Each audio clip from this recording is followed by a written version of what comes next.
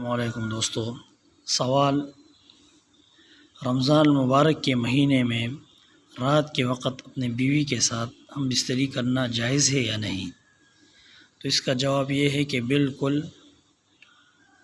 رمضان المبارک کے مہینے میں رات کے وقت اپنے بیوی کے ساتھ ہم بستری کرنا جائز ہے، اس کے ساتھ جماع کیا جا سکتا ہے، اس میں کوئی گناہ نہیں ہے، اور نہ روزے پر اس کا فرق آتا ہے کیونکہ وہ اس وقت روزے سے ہوتا ہی نہیں ہے، تو اس وجہ سے رات کے وقت جماع کرنے کی اجازت ہے، اور دن کے وقت روزے کی حالت میں جماع کرنا جائز نہیں۔